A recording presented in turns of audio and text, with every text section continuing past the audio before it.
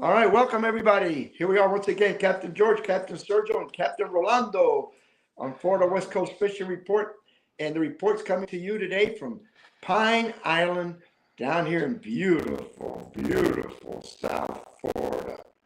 Because we're going to do 2 days of filming uh, tomorrow and Wednesday. So we came up here early. You remember Don? He was up there with us in Louisiana. Yeah. So thank you for tuning in, everybody. We're slowly getting in the end, but we're ready to go. You know, I got this little green thing. I got a hat on my head. You see that? It's an artichoke. No wonder. Yeah. A little bit. A little bit. That's okay. I mean, That's we all right. are in the land of the Calusa. There you go. It's your Indian That's right. headdress. That's That's it. There you go. Well, we got a lot of things to talk about today. We got the trip we made to Louisiana last week. George is going to talk a little bit about Wheaton Island and his experience, and then I want to talk about something that I read on the new article in Florida Sportsman that drove me nuts when I read it a few minutes ago. When I got here, I'm going crazy over it. I don't care what anybody says. And I just a live link. Have it now. Yeah, I just lost it. Yeah, I lost the Facebook. Yeah. Yeah, yeah. He's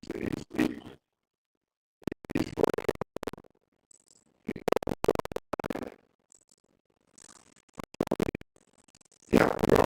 Okay.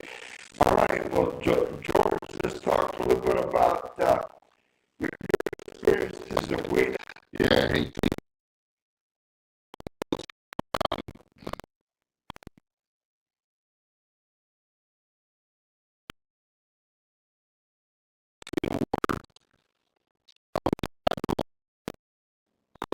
good. And I was getting ready to leave. Actually, let's go out early.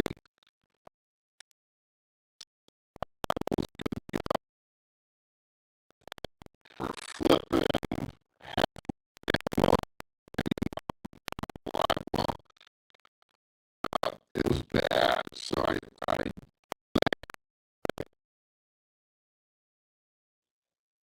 about 20 feet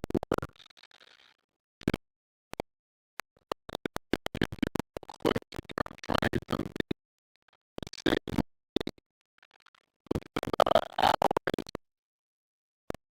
called me. And he was sitting at Chris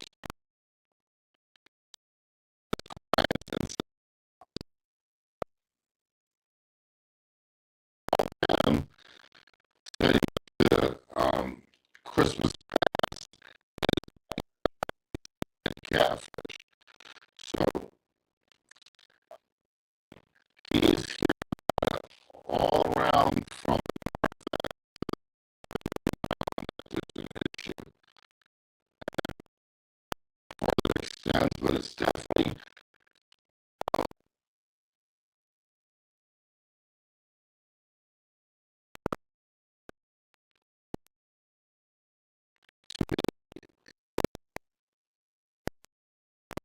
so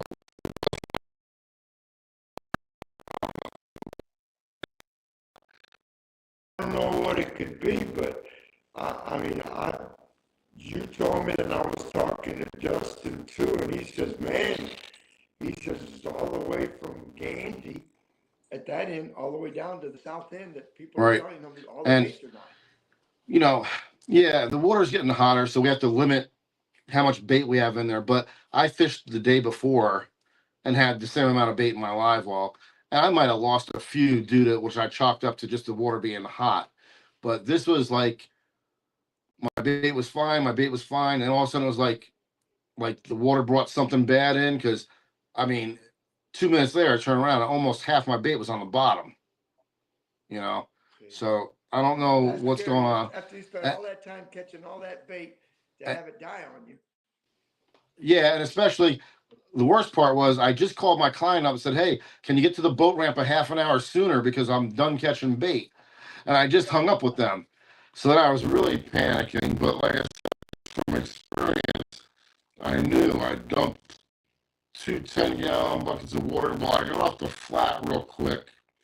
Got out of there, dumped water that quick in the well with your pumps.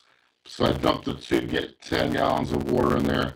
And then basically I drove for a little bit, doing about 40, because that really forces the water into your live wells with the high-speed pickups. If I lost 10 or 15 baits out of everything, that was about it. So and the rest of the day, I fished with 8 to 15 feet of water the rest of the day.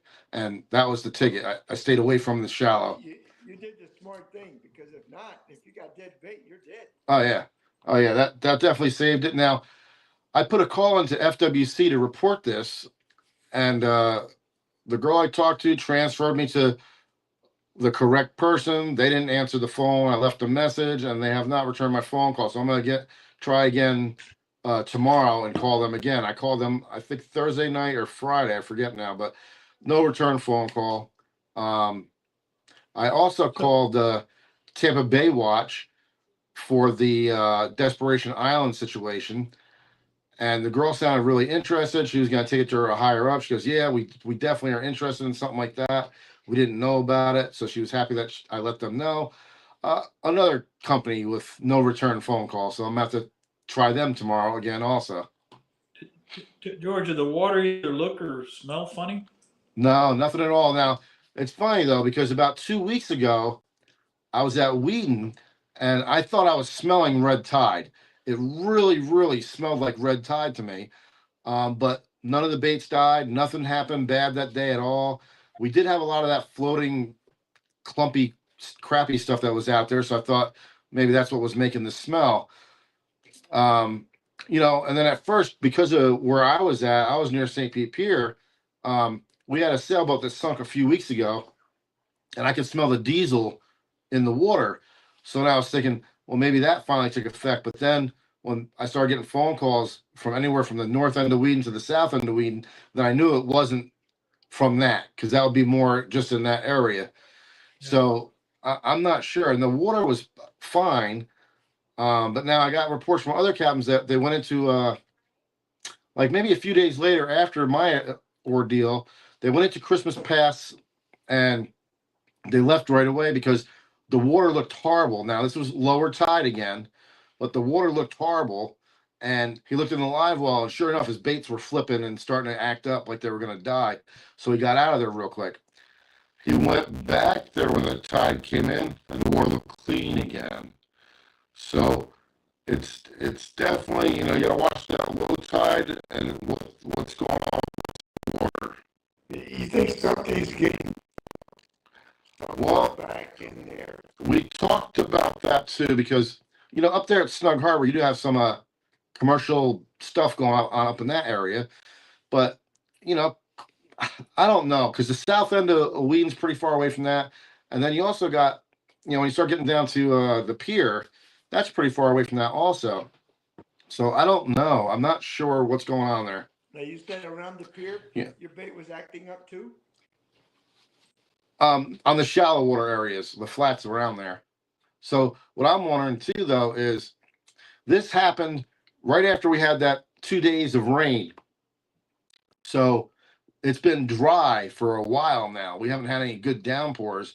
It was pretty windy that day, and it was coming out of the southwest, and then it shifted to the northwest when we started getting those 50-55 mile an hour gusts. I'm wondering, with that amount of rain and the wind basically pushing from the west towards the bay, if maybe all the fertilizers that people have been using lately, we haven't had any rains, maybe there was a buildup of that, and it got pushed into the canals and out into like the Wheaton Island area with the winds that we got, because we had up to 55 mile an hour winds. Wow. Well, So I don't know. That's a lot of canals. Let's hope this is just a little A short-lived. Yeah, I'm hoping. I love it for it just to be what I just said, that there was just a lot of fertilizer, stuff like that, and all those people's canals that are right there by Wheaton from all that wind and rain, pushed it around. It's gonna get hopefully settle and go away. But right now, it's still affecting it. So I mean, it's a week later and it's still being affected over there. Yeah, it's not good. It might I'm take telling you. it might take another good storm to rinse it out of there. I don't know. And I don't know what it is. And did you ever get to talk to anybody about Desperation Island? Well, that's what I was telling you a second ago, that I had called Tampa Bay Watch, and they do handle that area.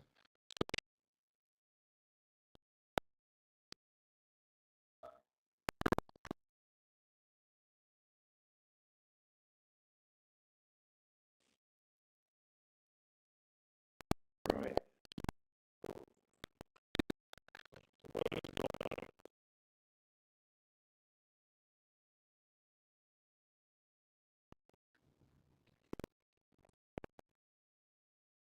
Because of all the boat traffic Yeah. going in and out of the marina, Yeah. plus that's the Storms. open side. Right. It's eroded about 15 feet of the island already. I mean, some of those big trees, they're on their side. The roots are completely out of the water, out of the ground, because we lost at least 15 feet in the last E- 3 or 4 years. Easy.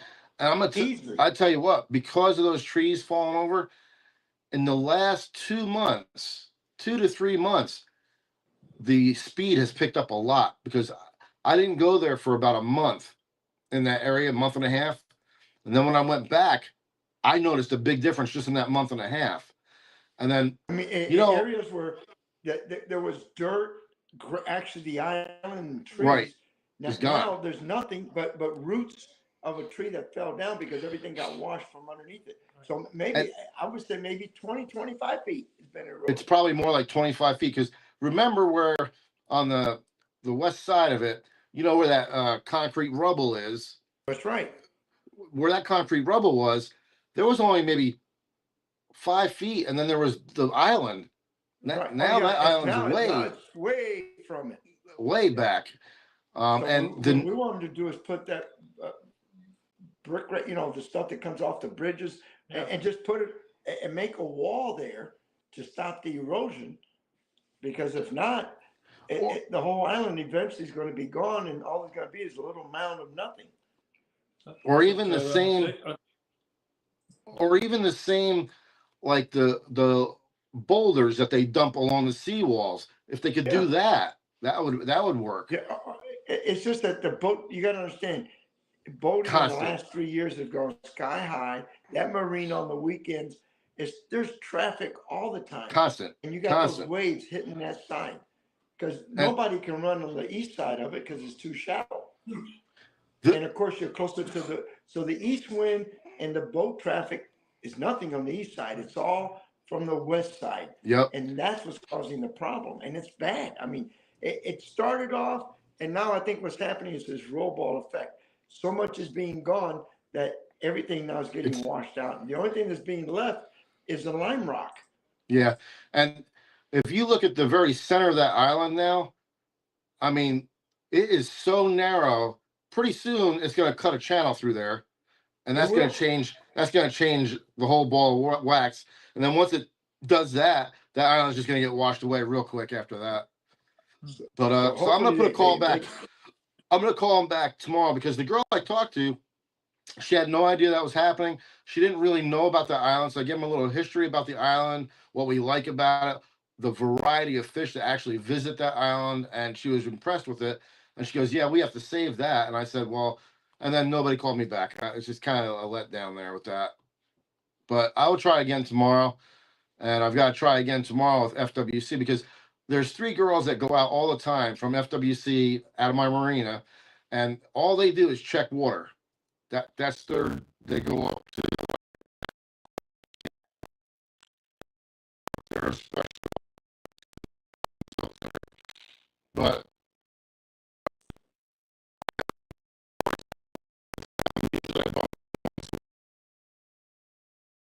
and You know.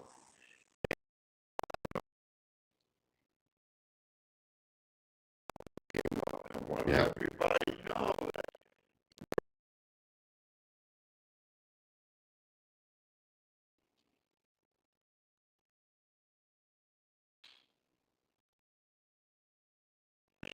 It's Memorial Day through Labor Day? Yep, that's right. So if you When a- haven't signed When a up, boat,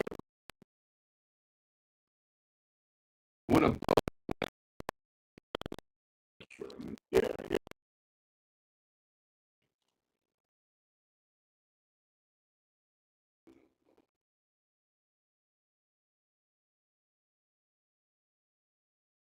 so all you gotta do is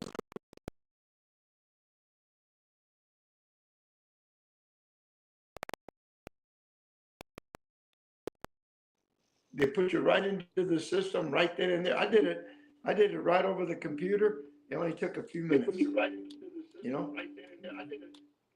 So Okay, I'm telling you. now, I hear you fine, but they're saying online they don't hear you very well. So Well, I just turned my computer up to see, and your voice is on the low side. is I it just really? turned my Okay. computer up to see, and your voice is on the low side. All right. Yeah, yep. Yep. Okay. Well, I'll talk a little louder. How's that? Hey, now, one of the things that I want to talk about is when I opened up Florida Sportsman, there was a little article, one page there in the corner. You know, and I don't want the listeners to take me wrong that are watching this show. I'm for conservation 100%. But I'm getting so fed up of having sometimes a minority that want things changed that affects my life.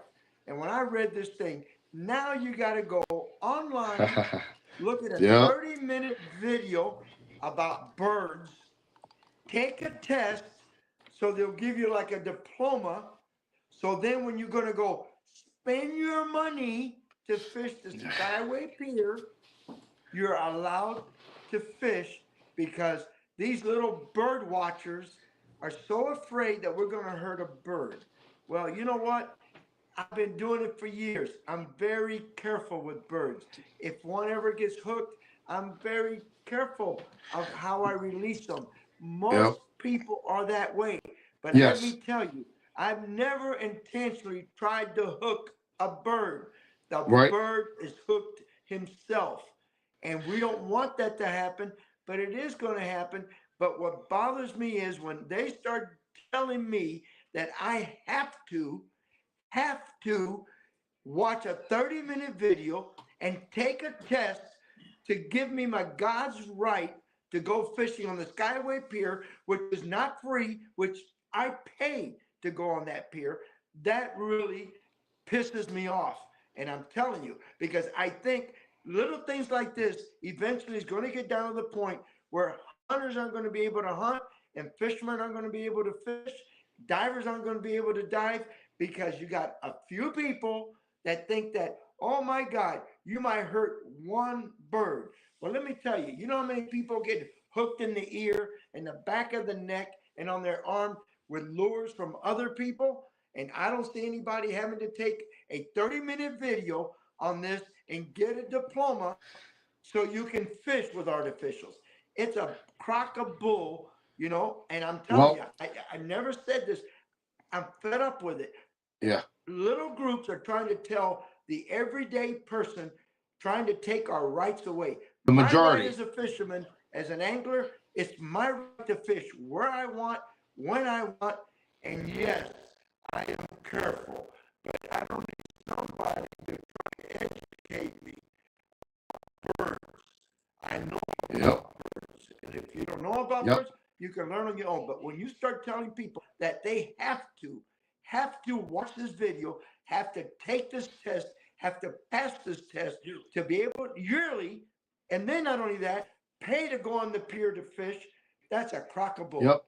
And I'm sorry, that's the way I feel about it. And if you look, Barbara's comment, George says the same thing to me all the time. It's not right. Well, you know, I'm sorry, those bird activists are way out of line. And now what you touched on about taking the right away from you completely, they're working on trying to close half of the pier so you won't be able to fish half the pier. That's the next agenda on their list.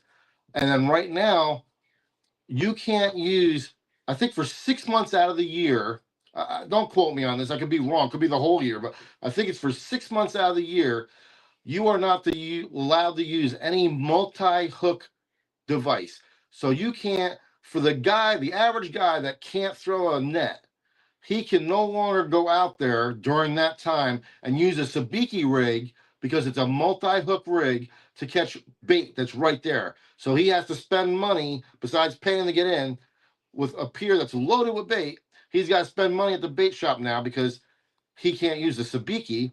And then it gets worse. They've gotten it to the point of, so now if I've got a spoon that's got a treble hook on it, theoretically, a treble hook is a multi-hook, and they can tell you you can't use that because it's multiple hooks. So it's getting ridiculous out there, and And I think what's happening is it's a little bit at a time they're chipping away at our rights. right. And like you say, eventually, they might want to just close the pier down because one bird can get hurt. Well, you know And what? They get hit by cars all the time. Deers in my neighborhood, I don't want to ever hurt a deer. I haven't hit one yet. But you know what? Where I they live, get hit. Yep. at least twice a month, I'll see a deer on the side of the road that got hit. Do you think that driver intentionally wanted to kill that deer? No, he intentionally didn't want to put $800 or $1,000 worth of damage on his car. But Jesus Christ, somewhere along the line, we got to start thinking that our rights are getting taken away little by little by groups that these people don't care about fishing. Well, you know what? Maybe we ought to start going after them and putting some kind of a lock on birds and say, hey, let's open the season on certain birds. We can shoot them because we got too many of them. Yep. And it's just okay. I'll give you for example. Do you know? I'm sure you know, Sergio. When you go into Coffee Pot, there's the little bird island on the right hand side. Yes, I know. You can smell it. Oh yeah, you can smell it. But I've fished around there in the past with my clients. If windy day, you can pick up some sometimes a few small reds, sometimes some snook off that little island. Not big ones, but good action sometimes. Lately, not so much, but now I was fishing there about 2 years ago, and the lady in the kayak started bitching at me saying, "There's birds on those islands," and I'm like, "Yeah, I'm casting in the water. I'm not casting up in the trees. I'm casting in the water." Well, now I took a picture of it, but I'm using my phone to broadcast, so I can't show you it. They have, I don't know if somebody bought the island privately. They have signs around the island now. No fishing within 50 feet of the island. They can't do that. So I got to look into that. On the water. I got to look into that and find out. This is just a few days ago I took this picture. So I got to find out if somebody bought the island, who it is. I'm going to track this one down because when you look at the sign, there's a please at the bottom. It's like, yeah, because it's not an ordinance. It's not an ordinance. There's no ordinance number on it. Well, even if somebody bought the island, they don't own the water. The water, no. You can go all the way up as long as you don't step on the guy's property. But that's how it's right there. Right. Now there's times where they might have underwater rights, but all that means is you can't drop an anchor. As long as you're floating, you're not touching anything, they can't stop you from being in there. You're not entering a marina or something like that. This is open water. But I'm just saying that's how bad it's starting to get. And like I said, I was shocked by this sign. I took a picture of it, and I'm going to find out what's going on with that and who owns it. Actually, the tour boat guy, I heard him. I couldn't hear it clearly, but I might call him because he knew a little bit about the island. So I'm going to call him. I think he might know. He usually follows me on Facebook, so he'll probably tell me what I got to know. So whether it's the Skyway thing or this other Bird Island thing, I mean, the real problem is you don't know who to complain to because you don't know who's calling these shots. I mean, is it the city council, the Pinellas County commissioners? I mean, it doesn't sound like it's at the state level. It certainly doesn't sound like it's at the federal level if it's just the Skyway. But I guess I don't know. I'm just trying to figure out because otherwise you truly don't know who to complain to. Right. Well, I would put that as two separate things. The island thing is more of a small scale thing, which I think is just a private owner trying to make his own signs up. Okay, they look official, but when I got up close, because I was fishing it. I was fishing it. I'll tell you that right now. But I got up close. I took a picture of it and I blew it up because my eyes aren't as good as they used to be. When I blew it up at the bottom, there was no ordinance number. So now that tells me this is bogus. This is somebody privately just putting sign up. The pier, that's definitely on a state level, without a doubt. That's a state level. But Well, and here's the other thing too, George. Think about it. This the Skyway Pier, it's a stepping stone for them. Once they do this here, where's the next place? Is it going to be the Fort DeSoto Pier? Is it going well, to be, right, Pier 60? right. Is it going to be, All of them. eventually, then it's going to get to, well, if you're fishing from shore, you're going to have to do the same thing. Right, right. Somebody And then there, who gave them the right to do this? Is what I right. want to know. Who said, yes, we will abide by what you want us to do? They have no right to set that rule on us. They have crumbled. no right to do that. They crumbled under pressure is what that was. They crumbled under pressure and publicity pressure. And the worst part is, just like you're saying, once they do it to one, it's just going to go domino effect. Oh, yeah. Because I mean, this is a stepping stone for them, a victory. right. Now, hey, let's go to the Fort DeSoto Pier. Oh, hey, we got Indian Rocks, or we got Pier 60, Oh yeah. or we got this pier. And it works just like this. Like if you go to court, they always refer back to cases. Well, on this case back in 1980, they said this is good, so you got to follow suit. Well, now they'll have something that they can say, no, this already passed. We're already doing this. So it makes it easier for them to do it again. Well, I'm all ticked off, but let's get a fishing report. Hold up, pick somebody out good. We're going to have Tony Franklin. Hi, Captain Tony Franklin back with you with this week's fishing report. The weather has really started to warm up and the fishing is getting even warmer.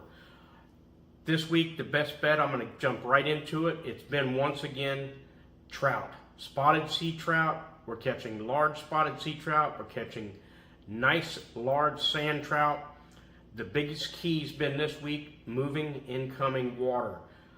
With a pretty good intense tide this week, the incoming tide, strong incoming tide has been the best bet, and the stronger the tide, the more the fish have turned on.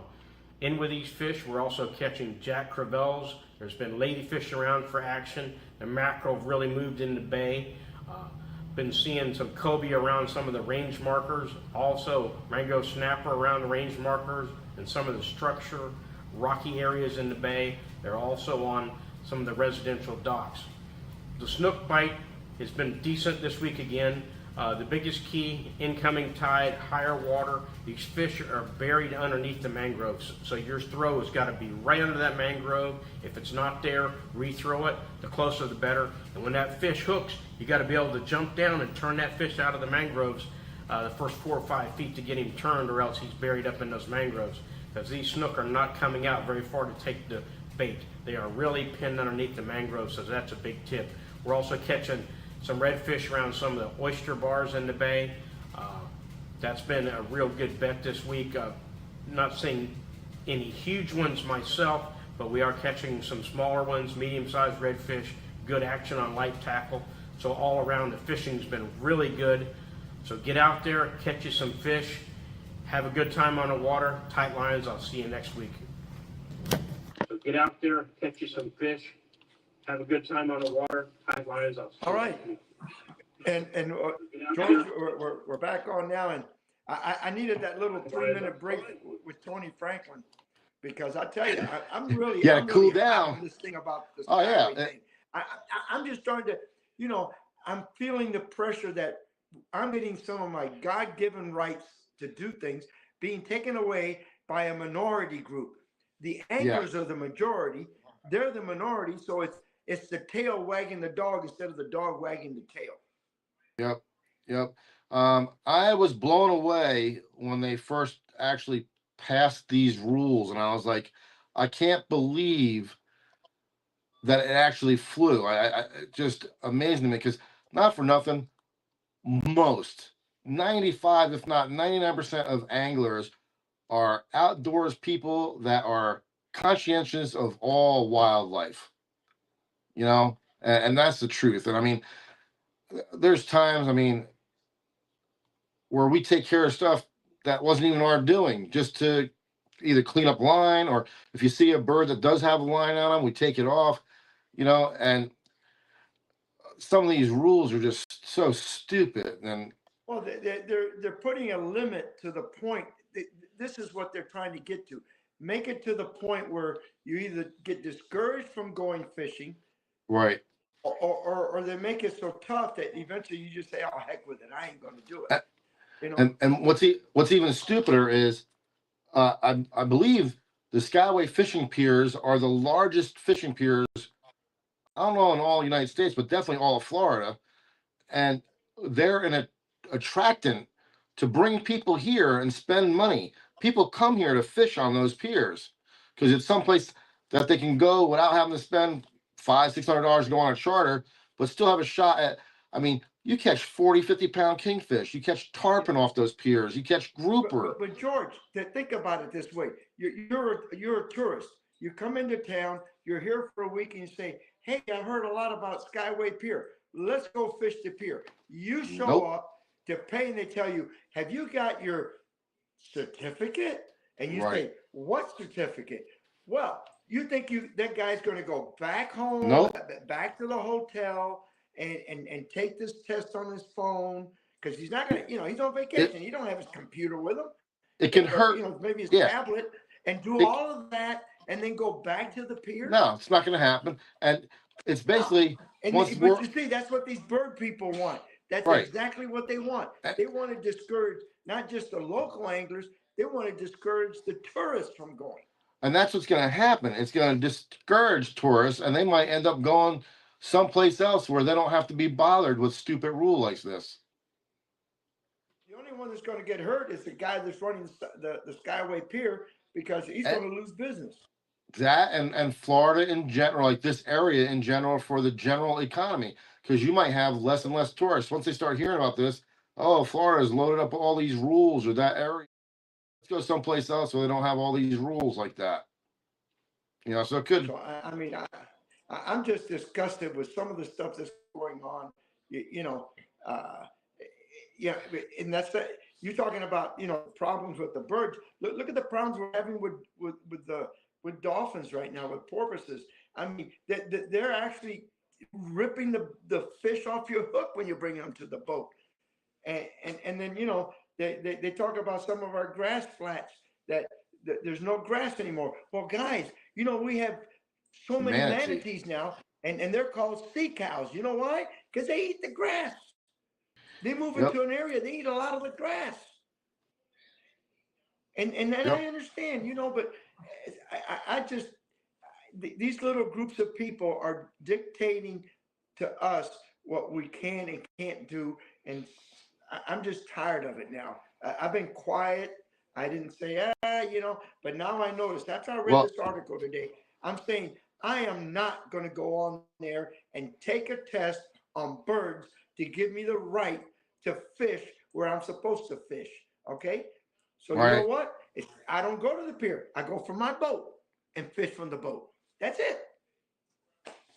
Right. It's so crazy. I'm telling you, Rolando's, and the problem is it's going to come down here where you're at. No, well, it's everywhere. When you mentioned that it was state, I'm thinking, well, I mean, there are a lot of state parks. I mean, they can pass whatever they want. I mean, Oh, yeah. State park. Yep. But it's gonna. I've said a lot of these regulations, they want to make criminals out of all of us. I mean, because basically it comes to a point where you go, I'm just going to violate the law. You can't do it with the pier because I'm asking for the paper. But otherwise, you're just going to say, you know what? I'm not going to follow these laws anymore. They're stupid. Right. I'm going to object. Conscientious objector. I had some guy online, and I don't know how. I'm not sure, but he was like, I didn't take the test. I just go on the pier, and I don't know that that's true, because as far as I know, they stop you when you pay. You have to show the little certificate or whatever. I think maybe there should be a black market for these certificates. Right. I mean, well, I'm proposing, violating the law, but like I said, sometimes that's what's going to happen. They make you be a criminal. They really do. It's like, I can't follow these laws. Well, here, I'll give you more, for instance, the stupid stuff. Demon's Landing. All of a sudden, they changed all the parking down there to 2-hour parking. Well, how do I run my charters out of Demon's Landing now when you've made all the parking by the boat ramp 2 hours and I'm paying $240 or $250 for a commercial launch sticker to launch out of Demon's Landings to do my charters? But because you guys don't want the fishermen in there, you're making the parking 2 hours. And I've gone round and round. Have found my own way around it now, which I'm not going to tell you. But like you're saying, sometimes ingenuity kicks in, you know. But All right, let's it's get ridiculous. Mike Haynes on his report. All right. Hey, Captain Mike Haynes, Fishbones Charters out of Crystal River, Florida. For this week, all I can say is redfish, redfish, redfish. We caught a bunch of them this week. They are really on fire here. Like I said, the schools are kind of in. It's been pretty good. We did get some trout out about 6 to 10 foot early Friday morning before we had to book it in real quick. We had about a half hour and caught quite a number of trout real quick just before the storm blew in, and then we had to postpone for Saturday. But yeah, the trout are still out there, 8 to 10 feet, now way out on Long Point. I hear they are starting to bite pretty good out there, out on the rocks. It's kind of a timing issue. What I have found is usually beginning of the first incoming and then beginning of the first outgoing seems to be the best time to do that. As well, the redfish, they were hitting on the incoming tide for about maybe 45 minutes, and it just would die. So, and it would die until the peak period of the high tide, and then as it was going out. So it was a late afternoon bite most of this week. So when the redfish kind of stopped biting in the morning, we'd just go out there on the rocks. A few rock piles out there, obviously 3 to 5 miles out, and there's so many numerous ones out there. But the grouper were definitely biting. We just had to have something pulling on that line, but the grouper were definitely biting. Also catching black sea bass. And in the same place we're catching grouper, so, and they're good size. So those fish out there on the rocks are definitely active. Definitely when a tide is moving, it seems to be low tide out offshore, high tide starting low inshore as well. So it seems to be the outgoing tide bite is where it's at. Now, I will say we had an opportunity to catch a very large cobia. I don't know how if we would have been able to get it in on such light tackle that we had, but there was a beautiful cobia hanging on a tiger shark that kind of kept messing with my trolling motor while we were out there. But it just would not leave us alone for the entire hour we were sitting on the rock. It would come back every 15 minutes. And through everything in the world at the cobia, just couldn't get him to bite. But he was a good size. So out on the rocks, obviously following the nice big tiger shark, the cobia are definitely out and about. So bring your bucktails, your jigs, whatever you use for them, because if you're out there on the rocks, you never know when they might show up. So definitely, if you get an opportunity, get a rod that has one. I will be out this week down in Fort DeSoto. So next week it'll be kind of a little bit about what's happening here in Crystal River, but as well what's happening down there near the Skyway Fort DeSoto. I'll be fishing there for about 3 to 4 days. So we will see you next week. Captain Mike Haynes, Fishbones Charters, Crystal River, Florida.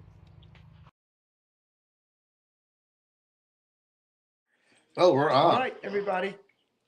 We're back on the air. We're still talking about all this stuff, and Well, you know, and talking about things that really need changes. Is we were up in Louisiana filming last week, and they are going to change it.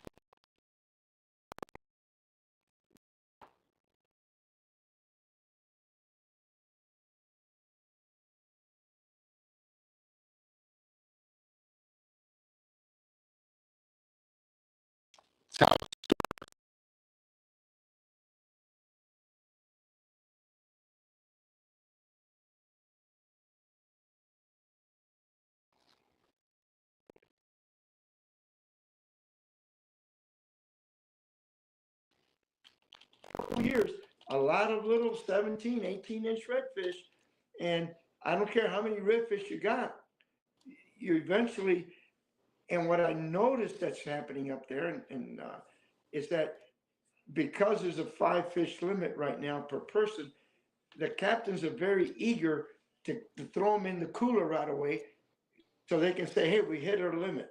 You got 3 people on the boat. Hey, we got our limit, 15 fish. Well, I will not participate in this, but where we were staying, they like to put all the fish on a hook when you come in to show people all the redfish that you got. Right. Well, like in my group, there's 14 people fishing.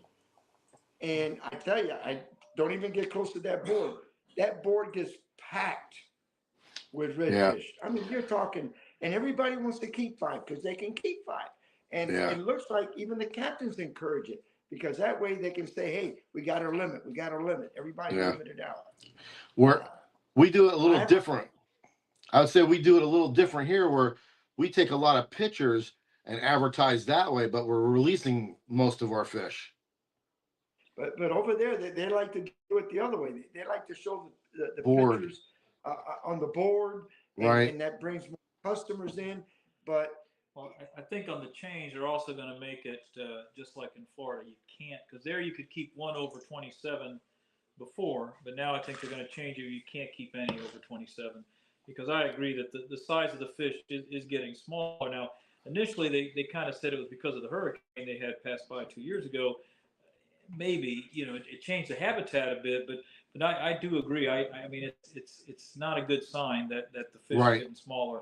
And so I think they have to change. They have to change the slots. Have to change the bag limits. well, they changed the trout. They went from 25 to 15 a day. Oh, Jesus. With trout, I mean, clearly they don't catch any big. I mean, in most of Louisiana and the Bayou, they don't catch any big trout. And so they depleted that population for sure. Right. There's a lot better trout fishing here in Florida than in Louisiana. Red fishing, they've got numbers, and you can still find numbers. It's just you're not finding the quality fish, and so yeah, I think it's a reasonable change. I don't know if they need to do more. Again, we've talked a lot about regulations and I mean, people a lot smarter than me are supposed to figure out the spawning ratios and figure out how much fish can really be harvested and unfortunately politics gets involved in all of it. Right. See, and that's where, like us as fishermen, when we see the legitimate reason for it and they implement something to protect it, we'll go along with it. But when it's ridiculous, like this bird thing, that's just. So, Michael Haynes just checked in. He said, I'm checking in late. Yeah. So, okay, Michael, now who else we got? Hold on. Who else we got? Another fishing report because we're running tight on time here. We babbled too much. We got Pam. My goodness, look at this fish. I'm fishing a slot tournament. So if he's hanging kind of out of the Lee Fisher net, he's over slot. But goodness, that was a fight. Oh well, let me get him back in the water. All right, third toss of the day, and I got a nice 26er there. Awesome. Oh goodness, I have never had a redfish shark before. Look at the size that redfish would have been. Definitely close to 30. Oh my goodness. Hey, good evening. It is time for redfish. This is one of the best times of year for redfish. Monster redfish out there. Been in a few tournaments, done really well. The dart spin again is my go-to, as you can see in the videos. But the downside is I've been sharked for the first time. Monster redfish on, and a shark as big as my kayak. Turned around and nailed it. How do I know he was that big? He went under the kayak and bumped it. Yeah, made me a little nervous. But also I want to let you know, the CCA Star Tournament starts this weekend. Please pick up your official measuring devices. We have them here at Tampa Fishing Outfitters, and there's a lot of other retailers that have them as well. And lastly, wish my grandbaby a happy first birthday. Happy birthday, Nathan. All right, Happy we're birthday. back. All right. All Do we have right. any more reports? We got George. George, let's get your report in a minute. All right. All right. Hey guys, this is Captain George Hastic of Fish Hunter Fishing Charters coming to you from St. Petersburg, Florida. Well, the bite's good, and it just depends on what you're fishing for. A lot of times you're gonna have to work for it a little bit. But if you move if you're doing dock hopping, right now the docks are holding some reds, a decent amount of snook, and a little bit of mangrove snapper, and you'll get a trout or two here and there. The mangrove tree lines are definitely holding the snook and the redfish. And the redfish, depending on where you're fishing, are anywhere from underneath the mangroves to actually out, especially if you have like oyster mounds or like pockets where you have a flat that's shallow and then a 2 foot deeper little pocket with nice grass and sand holes. A lot of times that'll hold your pinfish and your bait, and in turn the redfish will go into that type of area. Most of mine right now that I'm catching are coming out from underneath the mangroves. But like I said, it just depends on what area you're fishing. As you can see, the wind is blowing again like normal. That's been the case every day now. Whitebait on a 25-pound fluorocarbon leader, 3 to 5 foot long, depending on what you like to throw. A 1/0 to 2/0 hook. I use a circle hook by Owner, and that's definitely just the normal average setup that's been working. The trout right now, I'm still seeing them in different areas, but 4 feet in a lot of the areas, and then 6 to 7 feet in some of the deeper spots. I'm still throwing the little P&V, 1/4 ounce jig head. Opening night with they call it a lime truce tail. It looks like chartreuse to me, but either way, it's working. Right now, this is just me personally. I like doing a 2-hop, let it sink, 2-hop, let it sink. Trout. Oh, we got a boat coming. Get out of his way. But on the snook, I would use maybe the same one or even a more silver colored one with a lot of glitter in it. And I find a quicker retrieve, something that they gotta chase down, it's more of a reaction strike.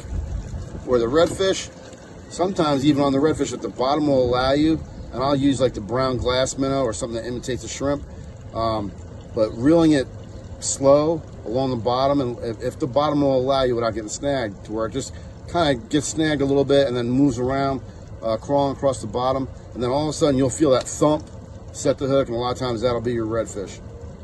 All right, this has been Captain George Hastic. Have a good day. All right, George, good report there. Yeah, I had You nobody almost around got me. run over by another boat, huh? I had nobody around me at all when I first started, and then all of a sudden the boat appeared out of no place. I was like, oh, let me move just in case he ain't paying attention. But yeah, that little P&V has been really good versatile bait. I've also been throwing the smaller Mirrodine, and that's been catching a lot of trout for me with no problems. In the skin series, the scaled sardine one I like, and that's been doing really, really, really well. And But we've got to tell the people that if they're watching our shows, Fishing Adventures Florida on YouTube, Waypoint, or whatever, they're going to see that.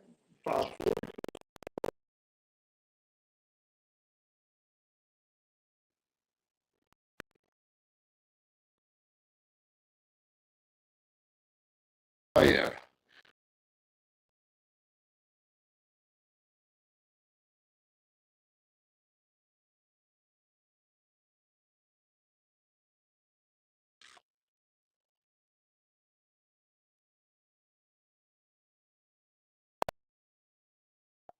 The kind of fish that we're catching. Now here's Onshore Offshore Magazine, and this is my client Jessica. She made this month's cover, So I called her the other day and let her know, go find you a magazine. You're on the cover. So her husband was ecstatic about it.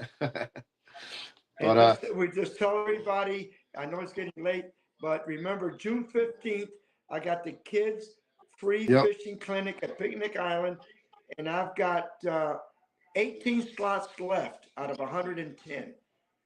So anybody that's interested in registering their child or their grandkids or whatever, they got to get a hold of me, and they can see the ads. It's on Onshore Offshore Magazine, on Coastal Angler Magazine. It's And- there. They can Right. contact you or me. We can send them the information. They got to register the child, but each child is going to get a rod and reel, a little tackle tray. They're going to have some hooks. They're going to have a float. They're going to have a saltwater assassin. They're going to have a little bit of everything on there. Now, And it's all for free, plus food, and all these captains that are going to help us teach them how to fish on the beach. And the mayor's going to be there helping us. The police department. Last year we had the dive team. Last year we had a lot of other people there. So hopefully everything will work out. right now, what time? Because they have to check in at the tent. So what time would you like them to start showing I up? would say, you start getting there by 8:45 on Saturday morning. So by 9:15, everybody's checked in, and then we can start everything. And it takes about 2 hours going through all the different stages. CCA is going to be there. FWC is going to be there. And then what we'll do is we'll take the kids out fishing for a while on the beach with all the captains and their parents. And Gandy Bait and Tackle's donating the shrimp. T.A. Mahoney donated some hooks and the floats. And I mean, it's doing really good. Everything's on track. The T-shirts came in. All we need is to get the kids there, and we got 18 slots left. So if you got anybody every kid's welcome between 6 years and 14-year-olds. And- Okay? We even had some redfish caught last year. Oh, that one little kid. I got a picture of him. He Yeah, caught yeah. It's a little, I think he's only about 6 years old, maybe. And he caught about a 15-inch redfish. Right, On the beach. right. That was so nice. But And now, and again, I want to thank everybody. George and I want to thank everybody out there. We broke 19,000 subscribers yesterday. That's 19,000 subscribers in 14 and a half months. Yep. And we got 44,900 and something that watched our shows, viewers on YouTube. And that's just on the thank you YouTube. very much. Everybody that's listening, we owe you a lot of gratitude. Yes, we really appreciate it. And as we grow, we're, like we said, we're going to keep sharing things with you guys and keep it going. All right, and Rolando here, we're going out in his skeeter tomorrow to film a Spanish show for a couple of days. So everything's going to be really good. Yeah, my Spanish is no good, so I had to not be there for that one. I know. Yes. We'll try to catch some Spanish mackerel. Yeah. There you go. Spanish show.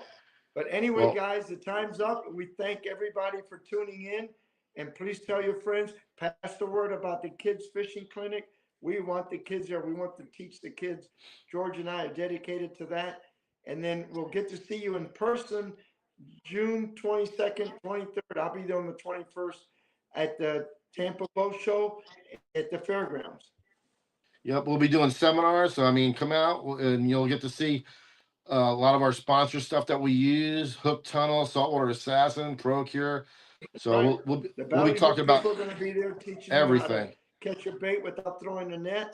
So, and then we're going to have the right angle there, show you how to catch bait, but with a sabiki instead of having to throw a net. So it's a lot of learning at this boat show. So we want to see everybody there. All right. All right, guys. Thank you. God Have a bless. good Thank night. you, guys. Thanks for listening.